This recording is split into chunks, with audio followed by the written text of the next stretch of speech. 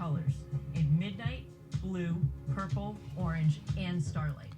Great, it's got USB-C. I'm starting to feel like these upgrades are definitely not upgrades.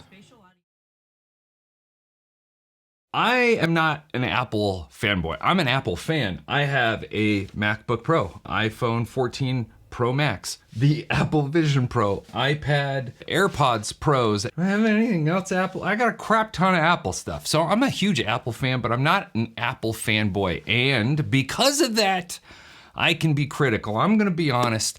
I was really pumped for a few things in this keynote. I was really pumped for the AirPods Ultra. I mean, they've had like 4 years. I was so stoked for a refresh with a bunch of new features and improved quality. And no, what did they give us? They gave us USB-C. It took them 4 years to give you a new port to charge. That's all they could do, and they really just breezed over it. They're like, we got a new finish in USB-C. AirPods, I'm stoked that they've made some improvements to AirPods Pro. I am pumped that they are making it a more capable listening device with some better auditory health features. But for me, it was all just very lackluster on that side. I will not be upgrading anything from the audio side of Apple's Keynote. So where does that leave me? If I'm not upgrading anything audio, if I'm not upgrading the Apple Watch, am I upgrading to the iPhone 16? Yes, I think I am.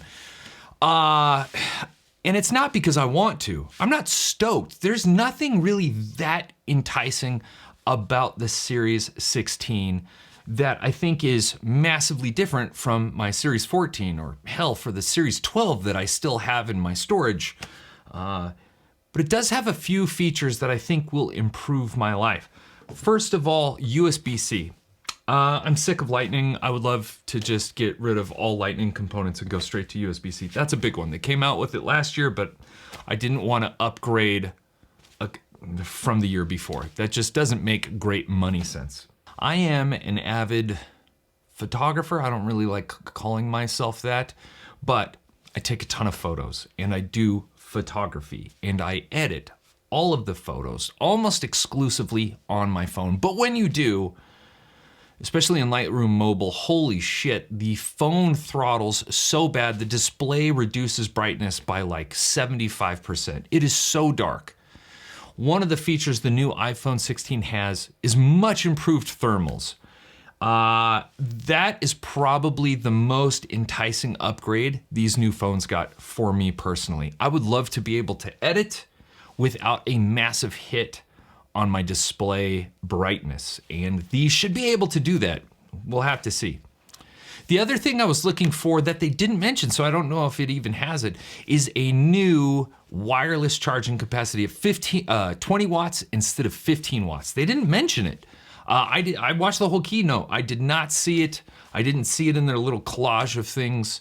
20 watts from 15 watts would have been huge. It's not massive, but they didn't mention it, so I don't even know if they have it. This is what I vlog on. Like when I'm shooting videos out and about, this is the setup. It's huge. It's very inconvenient. It looks amazing, but it's expensive, it's big, it's obtrusive, and it's kind of a nuisance to carry on. You can't just stick it in. This is not going in your pocket. Like you need an actual backpack for this.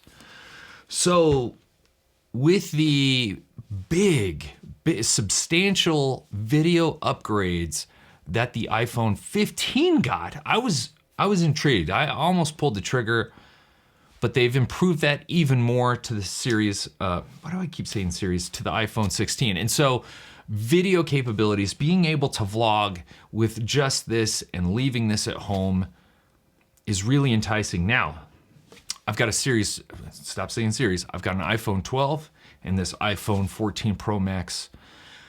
When I get the 16 in, I'm gonna compare those to see how good of a video improvement there is, and that's not just image quality, but also the audio quality. That's a big one, is the audio quality. And if it's not big, then I will just return it and save myself some money. If I got one, which one would I get?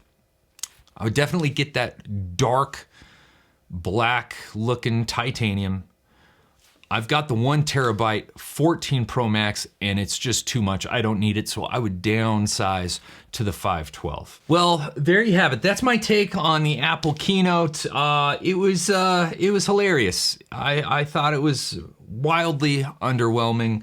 I love what Apple's doing on a health and fitness front. I love what they're doing on an inclusivity front. I love that they're representing so many different types of people. They're doing some awesome stuff, but this, if I'm being honest, I think they know that they've got some wildly underwhelming products that they're trying so hard to sell you, and I would say you definitely don't need them. So wait on the Apple Watch Ultra or get an Apple Watch Ultra 1. Honestly, this thing's still performing like I had it the first day. I would highly recommend one of these. If you don't need the most insane pro video formats, I would say wait. Something tells me all of the Apple Intelligence stuff is gonna be mostly fluff. I don't really know if it's going to improve your life. If you're anything like me, these phones, these devices have massive capabilities, and we really only ever use 20%. So all of the Apple Intelligence stuff, it's probably gonna come, it's probably gonna help our lives here in like 5 years, but these first couple years you're just really kind of a guinea pig beta testing thing. So I would wait on that. For the AirPods, I guess if you need a hearing aid, a worthwhile upgrade. Other than that, I think virtually all of the products they released this year are kind of a pass. If you're a normal person, if you're not a tech reviewer and you can't make money off of this shiz, I would say just save your money. All right, that's it. I hope you enjoyed the video. I hope you found it entertaining, at least, hopefully helpful. If you did, if it's gonna save you some money and put you at peace, then please hit that like button. It goes a really long way with the old YouTube algorithm. And consider subscribing. It's free. You can cancel at any time. Well, thanks again for watching. I'll catch you on the next one. Peace.